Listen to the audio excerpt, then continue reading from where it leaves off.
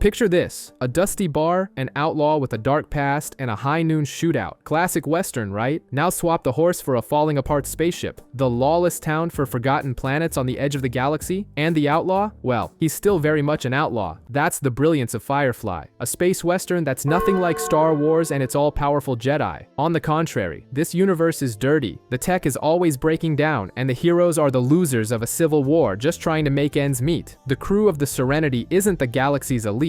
They're smugglers, mercenaries, and fugitives who, by sheer chance, became the most loyal and chaotic family in science fiction. It's a story about freedom, about choosing your own side, and, above all, about never leaving a crewmate behind, even if it means picking a fight with the entire universe. Here we meet Mal, Zoe, and a squad of soldiers in the middle of an insane battle in Serenity Valley. The mission? Take an Alliance anti-aircraft gun to shoot down a ship that's preventing reinforcements from arriving. Mal manages to operate the gun and brings down the ship, but help never comes. The Alliance wins, and the rebels are ordered to surrender. For them, the war is over.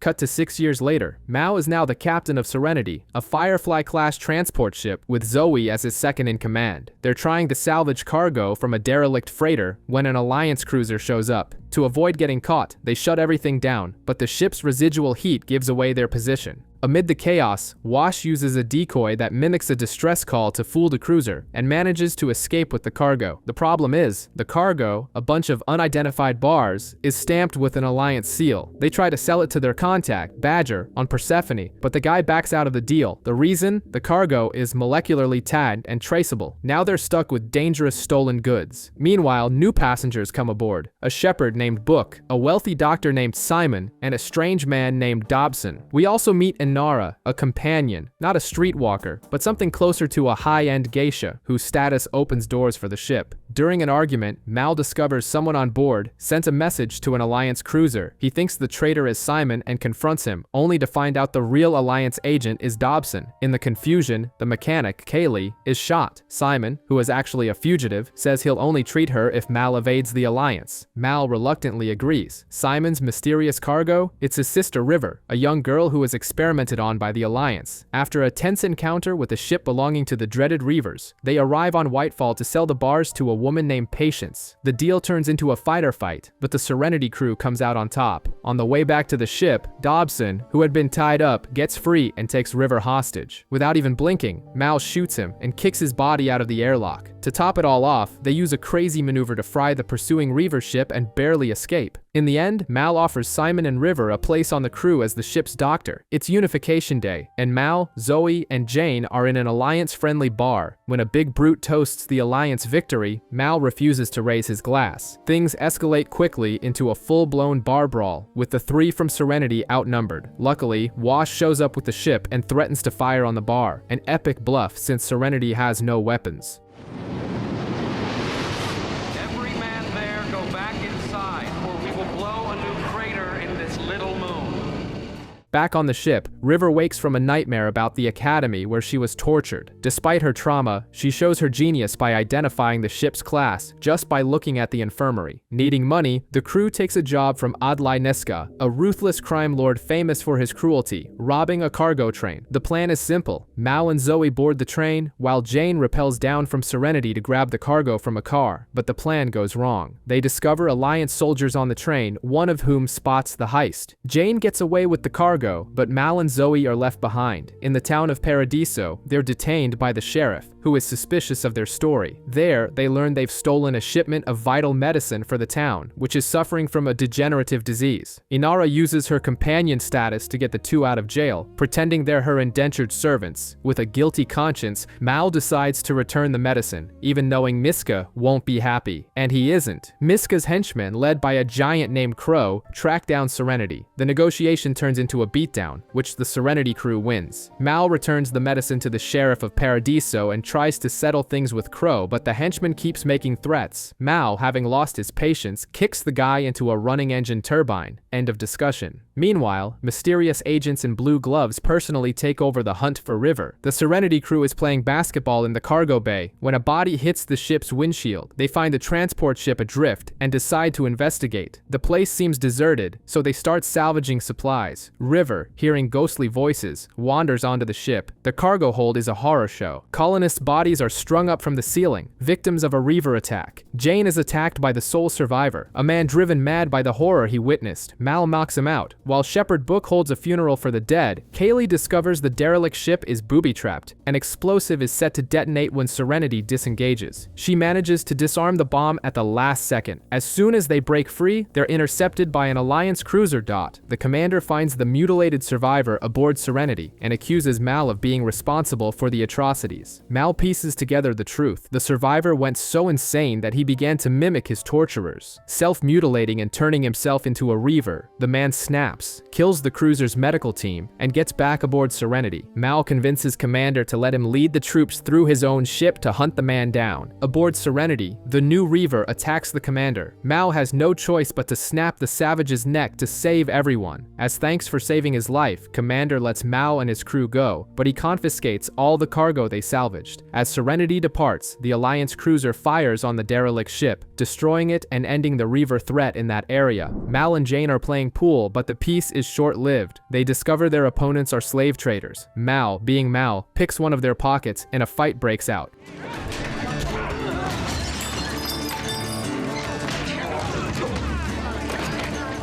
Back on Serenity, the crew needs a new job. Meanwhile, on the street, Kaylee is eyeing a frilly pink dress in a shop window. In a total jerk move, Mal tells her she'd look like a sheep walking on its hind legs. Kaylee, obviously, is deeply offended. To find work, Mal is contacted by Badger, who wants him to negotiate with a man at a fancy party. And guess what? It's the same party Inara is attending with her client, Atherton Wing. At the party, Mal arrives with Kaylee on his arm, wearing the very pink dress he bought her as an apology. While Mal looks for Harrow, Atherton calls Inara a whore. Mal can't stand it and punches him in the face. The problem? On this planet, that's a challenge to a sword duel to the death. Mal has unintentionally gotten himself into a fight for his life. Harrow, the target of the deal, is intrigued and says he might close the deal if Mal survives. To make matters worse, Badger and his goons board Serenity to ensure the crew doesn't try to save Mal. That night, Inara tries to help Mal escape, but he refuses. The two train, and he explains he didn't punch Atherton out of disrespect for her profession, but because the man disrespected her. In the duel, Mal is getting his ass kicked. Inara, desperate, offers to stay with Atherton if he lets Mal live. Atherton is distracted by the offer, and Mal seizes the opening to turn the tables and win. Inara then uses her power as a companion to blacklist Atherton, effectively ending his social life. Harrow, impressed by Mal's loyalty, closes the deal. The mysterious cargo? A herd of cattle. Yes, cows. A flashback to 11 years ago shows Simon and River's childhood. He was a studious nerd, and she was a brilliant, imaginative little girl. Cut to the present, and River is having a psychic episode that spooks their newly acquired cattle. Mal, fed up, tells Simon to take River into town to keep them out of the way during the deal. In town, Simon manages to offend Kaylee, and the siblings end up alone. River, of course, wanders off. Meanwhile, the cattle deal goes bad. A shootout erupts, and Shepherd Book takes a nasty bullet wound. At that exact moment, miles away, River is in the middle of a country dance and feels Book's pain. Before Simon can react, he's abducted by a group of men.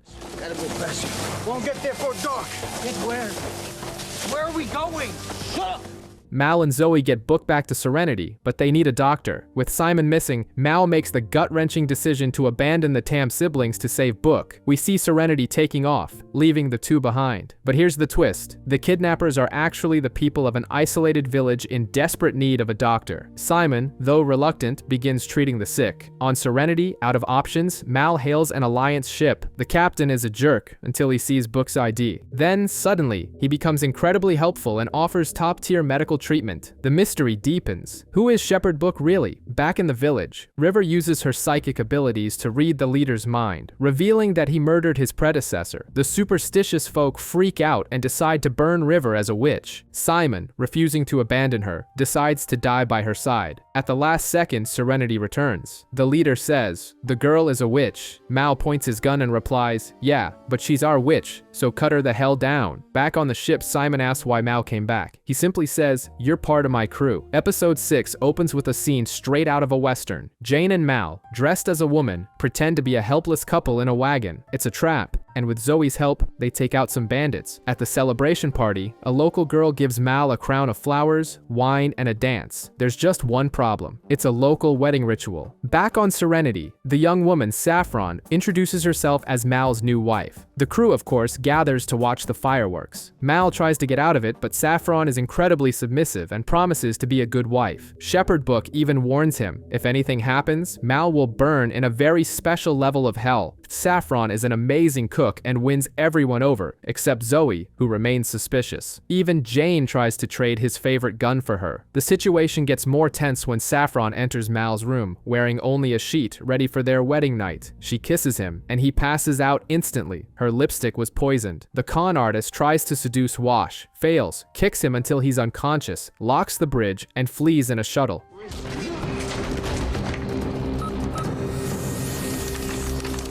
But before she can, Inara confronts her. In the struggle, Saffron escapes. Inara rushes to Mal's room, thinks he's dead, panics, and kisses him. The result? She passes out too, from the residual poison on his lips. When everyone wakes up, they discover Saffron has sabotaged the ship, sending them straight into an electronic dismantling net. At the last second, Jane uses his gun, Vera, to destroy one of the net's circuit breakers. And Serenity escapes, blowing up the scrapper's ship in the process. Mal tracks Saffron down and confronts her. He doesn't learn her real name, but he at least knocks her out and gets his shuttle back. In the end, Mal can't resist teasing Inara about how she must have hit her head. He baits her, "I know you let her kiss you. Her secret is safe, for now." Jane is freaking out because they're heading to Canton, a place where he made some enemies in the past. To create a cover, Mal decides to use Simon as a spoiled rich boy, pretending to be a wealthy buyer interested in the region's special mud. The crew lands on the moon, and while Simon tries to play his part, they come face to face with a giant statue of Jane. Yes, a life-sized mud statue. Everyone's jaw hits the floor, and even Simon drops a well-deserved F-bomb. Jane obviously panics. Meanwhile, Inara is on a side mission with the local magistrate, a man named Higgins, who happens to be the guy Jane robbed. Higgins wants her to initiate his 26-year-old son into manhood, and River is in her own world, fixing Book's Bible. At the bar, they discover the local drink, Mutter's Milk, and the truth about the statue. A musician starts playing the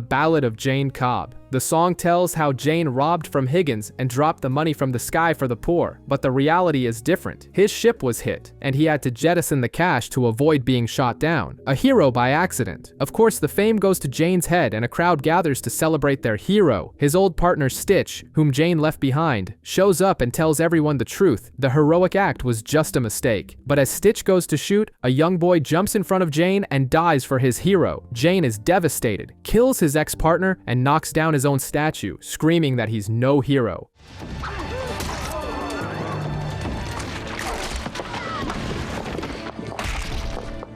In the end, Mal tries to console him, saying it's not about him, but about what the people need to believe in. Serenity is dead in space. Total silence. Then we see Mal crawling across the ship's floor. The episode is a journey through time, showing flashbacks of how this crew became a family, while in the present, they fight for their lives. We see the moment Mal bought Serenity, a piece of junk that Zoe hated on sight, but to him, it meant freedom. Then we meet a younger Wash with a mustache, whom Zoe can't stand, but Mal hires him anyway. Kaylee's story is the best. She was just a groupie for the old, useless mechanic. But when the engine fails, she's the one who knows how to fix it by instinct. Mal fires the guy on the spot and hires Kaylee right then and there. Even Jane has his origin story. He was a thug trying to rob Mal, but Mal, seeing his potential, offers him a better deal, and Jane betrays his partners in a heartbeat. Back in the near present, an explosion guts the engine room during dinner, leaving Zoe critically injured. With only hours of oxygen left, Mal orders everyone to the escape shuttles and decides to stay behind in a "captain goes down with the ship" moment. Help arrives, but it's a trap. The captain of the rescue ship shoots Mal to steal Serenity, but Mal, even wounded, fights back and forces them off. Alone and dying, he manages to install the new part in the engine and restart the ship, but he passes out before he can call the crew back, except they never left. The crew disobeyed his orders, came back, and saved their captain. He wakes up in the infirmary, surrounded by everyone, and asks if they'll still be there when he wakes up again. They promise they will, Meanwhile, the crew arrives on Ariel, a Central Alliance planet, and the order is clear: be discreet. But River, out of nowhere, has an episode and stabs Jane in the chest. The mood sours, and Jane demands that Mal get rid of her and Simon on the planet. That's when Simon puts a proposal on the table: a heist. He wants to break into the top Alliance hospital, use their 3D neuro-imager to find out what was done to River, and, as a bonus, steal expensive medicine to sell on the black market. The plan is brilliant, and a bit macabre. Simon and River take a drug that simulates death so they'll be taken straight to the morgue, but Jane, on the sly, calls the feds to turn them in for the reward money. Meanwhile, Simon performs the scan and uncovers the horror. They operated on River's brain, removing the part that filters emotions. That's why she feels everything, all at once. Jane then sets a trap, leading the siblings into an ambush, but it backfires. The feds arrest him too. To make things worse, the sinister blue-gloved agents show up. These guys aren't messing around and use a sonic weapon that turns people's brains to mush.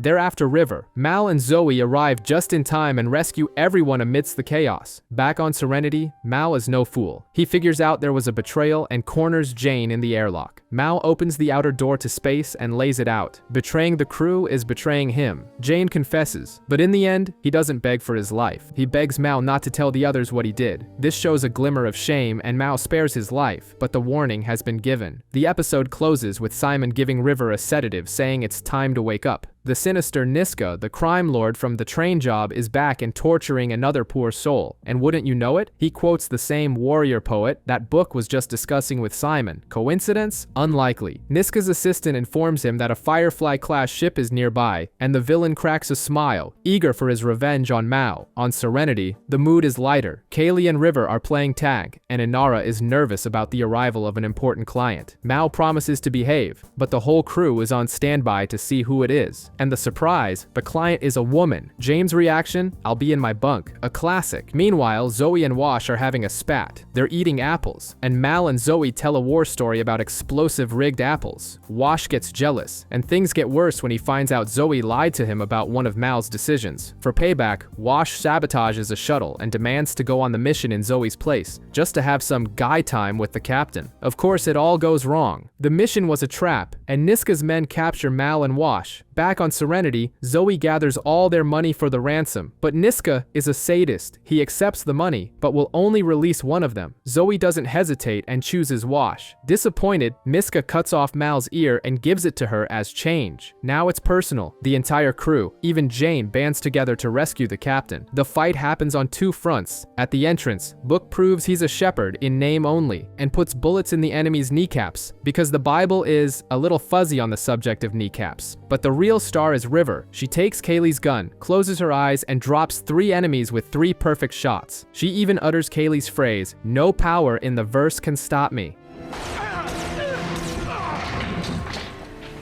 No power in the verse can stop me.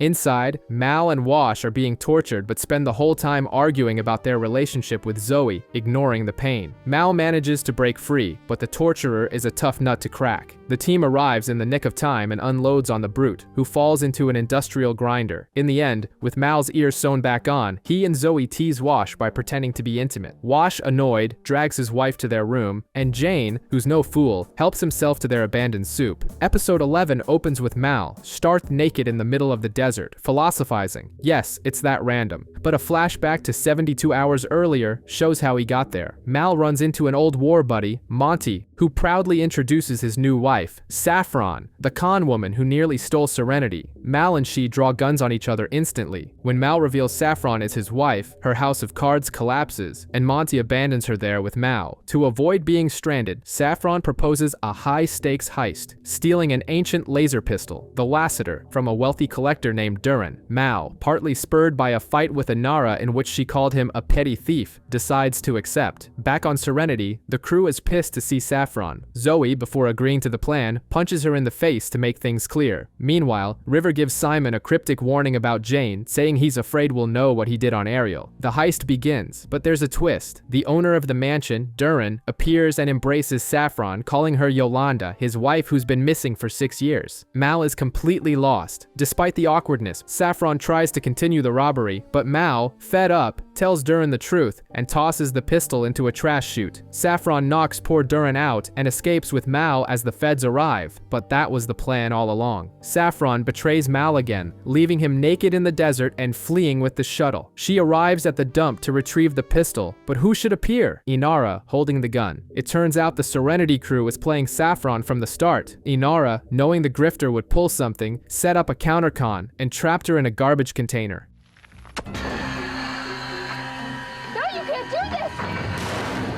You're not gonna die, you big baby.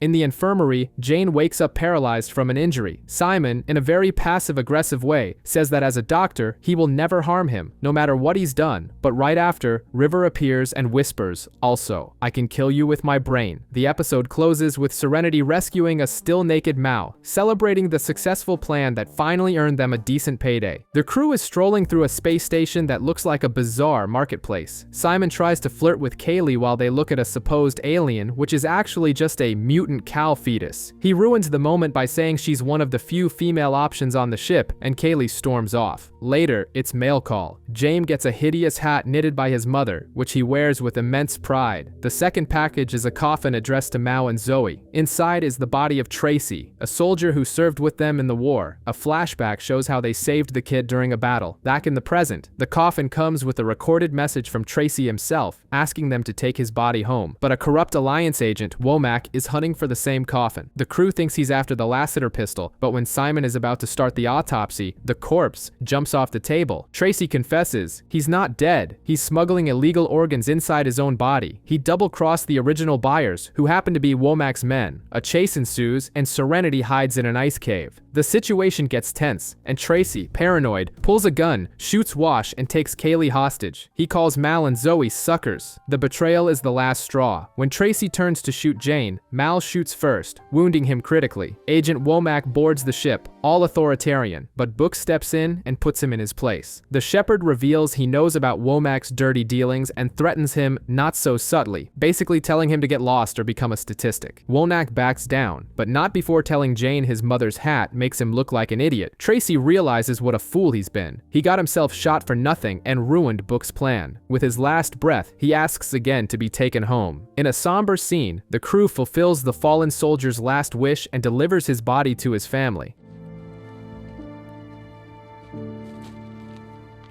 At a brothel that looks more like a ranch in the middle of nowhere, a tyrant named Rance Burgess arrives on a hovercraft looking for the girl. Nendi, the madam, tries to say she's gone, but his thugs drag out Petalin, a young woman who is 9 months pregnant. The man wants a DNA sample to see if the child is his and threatens to take the baby by force if necessary. Cut to Mao, practicing his pistol draw. Inara shows up and startles him, embarrassed. He insists he wasn't scared and makes a strange noise, claiming it's a warrior's cry. Wash arrives with a distress call. It's for Inara. On the comm, Nendi, an old friend of hers, is asking for help. Mal overhears and gets excited about the idea of a house full of companions, but Inara corrects him. Mal strangely refuses to charge for the job, but Inara insists it be a business arrangement. Zoe gathers the crew, and as always, Jane complains about a risky, unpaid mission. To convince him, Mal only needs to say 2 words: they're whores. Jane's instant reply, I'm in. Upon arrival, Mal and Zoe speak with Nendi. She explains that Burgess keeps everyone in poverty to fund his cowboy cosplay. Mal goes into town to size up the enemy and confirms the guy is a monster. To make matters worse, he receives confirmation that Petalin's baby is indeed his. Mal decides the best option is to evacuate everyone, but Nendi refuses to abandon what she's built. Admiring her stubbornness, Mal agrees to fight. Zoe and Wash have a tense conversation about having children. Mal and Nendi grow closer. She reveals Inara was one of the best companions until she suddenly quit. The two end up sleeping together. Meanwhile, Petalin goes into labor, with Simon and Inara acting as first-time part-time midwives. And of course, one of the girls, Shari, betrays everyone and tells Burgess their plans. The next morning, there's a palpable tension between Mal and Inara in the hallway. She acts like she doesn't care, but later cries in private. The battle begins. Burgess and his men attack with everything they've got, but the Serenity crew puts up a hard fight. In the chaos, Shari lets Burgess inside. He storms into the room, grabs the baby, and shoots Nendi, who tries to stop him. Mal arrives too late. Blind with rage, he pursues and captures Burgess. Back at the ranch, he forces him to his knees in front of Petalin. She introduces baby Jonah to his father, and then shoots Burgess in the head.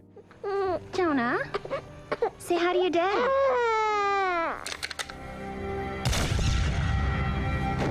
After Nendi's funeral, Inara shocks Mal by announcing she's leaving Serenity. River, barefoot, wanders through Serenity as if in a dream, hearing everyone's thoughts. Simon resents giving up his medical career for her. Jane feels guilty for selling them out, and Mao and Inara are frustrated with their non-starter relationship. Fleeing from it all, she goes to the cargo bay, steps on a twig, and suddenly realizes it's not a twig, but one of Jane's pistols. The crew surrounds her in a panic. Mal takes the gun and sees that it's loaded. Meanwhile, a ship approaches. Inside, a bounty hunter studies the wanted posters for Simon and River. The crew argues about how dangerous River is. Kaylee reveals that during another scuffle, River killed 3 men with perfect aim, like she was John Wick. They begin to suspect she's a reader with psychic powers. When night falls, the bounty hunter, Jubal Early, infiltrates the ship. He is brutal and efficient. He knocks out Mao, locks the crew in their rooms, beats Book senseless, and terrifies Kaylee into surrendering. He corners Simon, introducing himself as a philosophical psychopath, and demands to know where River is. Under the threat that he will kill Simon and do horrible things to Kaylee, the doctor gives in. Early begins his search, and River speaks to everyone over the ship's intercom. She plays mind games with him, saying she has melded with Serenity. Her voice reveals she knows all of Early's dirty secrets, driving him to the edge. Guided by River, Kaylee frees herself and the others. Mao comes up with a plan, but they're unarmed. At the peak of his breakdown, Early realizes the truth. River isn't on Serenity. She's hiding on his ship. She says she'll go with him, saying goodbye to the crew who, she claims, never wanted her around. Simon tries to stop her and gets shot in the leg. As Early exits Serenity to return to his ship, Mao is already outside, waiting in ambush. With a single push, he shoves the bounty hunter into the void of space. We see him floating away, muttering, "Well, here I am." Back in the infirmary, Zoe tends to Simon's leg. Mao and Inara try once again to talk about their feelings, but fail again.